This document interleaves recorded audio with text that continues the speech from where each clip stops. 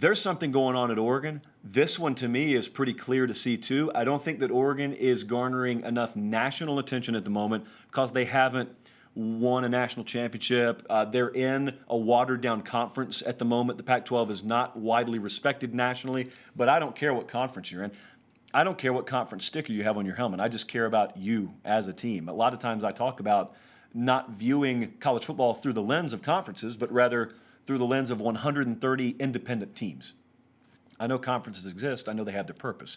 But for the sake of Oregon right now, the fact that Washington State isn't going to get it done this year or that Cal may not get it done, that doesn't impact my view of what Mario Cristobal is doing there. A lot of what this guy and a lot of what Oregon is doing transcends that conference anyway. That's the entire point I'm about to make. But we got to rewind a little ways.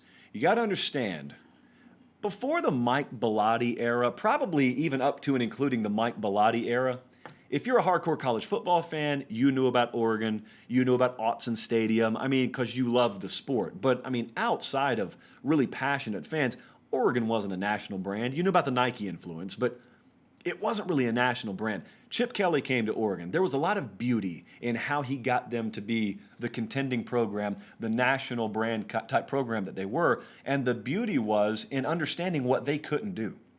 What they couldn't do is they couldn't win if they tried to implement a USC blueprint, because USC had access to, innumerable resources, to be honest with you, recruiting not the least among them, that Oregon never had and would never have under Chip Kelly. So he realized it's not impossible to win here.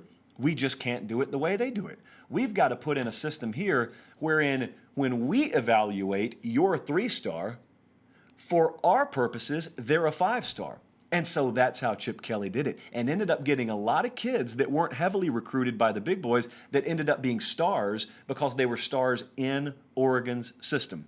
Now, part 2 of what they did is they injected something really totally radical in terms of style of play to the sport of college football. There was no doubt when you turned on an Oregon football game, you were going to see something the likes of which you did not see anywhere else in America. That was what was the virtual cattle prod to the neck of the Pac-12. And then college football. He got Oregon to a national championship game in 2010. And if you believe Michael Dyer was down, maybe you think they won that national championship game. But either way, it's a miracle. It's a minor miracle he was able to do that. Well, the sport never sits still. What do we talk about? No matter how you're winning at any given point in time, if you're winning at a disproportionate level to the rest of the field, then that means you're like a submarine. And your periscope, your head's kind of popped out above sea level, and everyone's got their eye on you. And in the Pac-12's case, everyone had their eye on Oregon. So everyone starts to adjust from their recruiting strategy to their development strategy to their player personnel strategies defensively. Everyone's recruiting, and everyone is designing themselves to be able to stop what Oregon does. So Chip Kelly goes on to the NFL. Chip Kelly comes back, and when he comes back to UCLA, he's come back to a Pac-12 that has largely hit the reset button, and now everyone has built themselves to varying degrees of success to stop what Chip Kelly did, and a lot of people have adopted offensively varying facets of what Chip Kelly did. It's not just a Pac-12 thing, it's a national thing. But here's where the opportunity presents itself. Whereas it was like the aforementioned cattle prod to the neck when Chip Kelly got to Oregon, now it doesn't take anyone by surprise. Someone may beat you with it, but you don't walk off the field in stunned disbelief like, what did we just experience? You know what's coming. You have recruited and developed to try and stop it. And so people are largely prepared for it out there. Here's the best evidence of that I can give you. The same guy, Chip Kelly, as I just said, is at UCLA. He can't even get him off the ground. It's a generation later. The sport didn't sit still. It evolved to stop what was at one time successful. Well, now let's think about what we have as a landscape in the Pac-12, and now let's think about Mario Cristobal. Played at Miami. He's been around the block. He's coached with the best. He has learned under the best. He's been a head coach before, and now he's a head coach again at Oregon, a couple of years in now. And basically, whereas the rest of the Pac-12 turned itself into a pinball game, Mario Cristobal's strategy, it's very simple if you look at what they're doing with their roster, is just to bring a bowling ball and crash the pinball machine entirely. That's how he's building his program. Look at the way they recruit. Look at the way specifically that they've overhauled themselves on defense. Look at how physical they play. Look at them on the lines of scrimmage. They don't look like the rest of the folks out in the Pac-12. And ironically, it is a tailor-made situation for them to succeed doing this in the Pac-12, whereas this would have been a death sentence to try at Oregon just a decade ago. Chip Kelly came into Oregon, changed the entire landscape out there, and now Mario Cristobal's come into Oregon and has taken full advantage using the inverse of the style that Chip Kelly used. And now, here's part two of the blessing that was Chip Kelly. Because of the success they had, and because of the national brand that Oregon became, a decade later, everyone knows Oregon. People, I grew up in Georgia. Everyone in Georgia knows Oregon. Those high school kids, there's appeal to the University of Oregon. Some of them couldn't find Oregon on a map, but they know the O, they know all the uniforms, they know the brand. That's what they know. And so now Mario Cristobal has walked into Oregon, and whereas it again would have been a death sentence to ever try and recruit nationally a decade ago at Oregon, now do yourself a favor, not right now, but maybe after the show, go pull up Oregon's commitment list. Look at last year, look at this year so far, and I can tell you it's only going to exclamate the point I'm about to make as we get closer to signing day.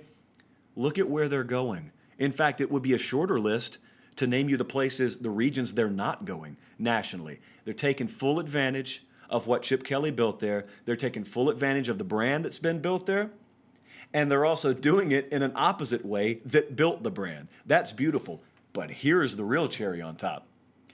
What we've seen a lot, Oklahoma's kind of an example of this. What we've seen a lot with more flashy type offenses, a lot of you would call it too much icing, not enough cake necessarily, is they're built to maybe win certain conferences. In Oklahoma's case, the Big 12. Maybe in years past, what Oregon did was good enough to win the Pac-12.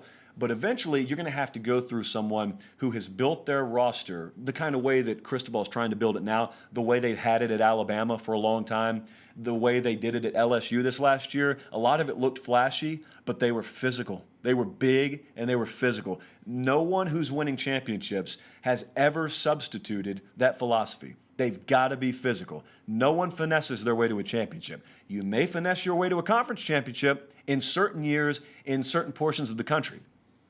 But as the Oklahoma Sooners have found out, there's a wide gap between getting to the playoff and winning it all.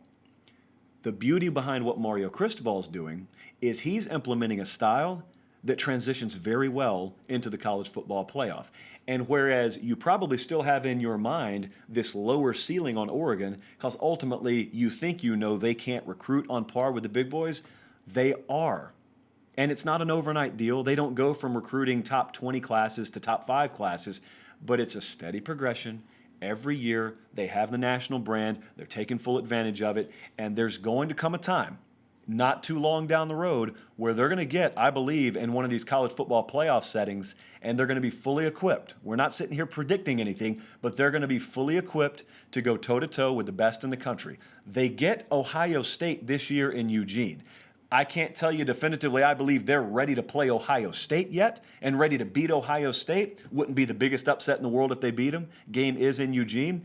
Don't know how many people will be in the stands, but there's coming a time when this roster will fully reflect what they're trying to build out there and what they want their thumbprint on that program to be. And when that happens, when that day gets here, some parts of America who only casually pay attention to the sport are going to see that Oregon program in the college football playoff, and they're going to say, this doesn't look like the Oregon program I remember. Nope. In a lot of ways, they're more equipped to do some damage in the postseason than they ever would have been using the previous blueprint, although ironically, that blueprint has made this possible.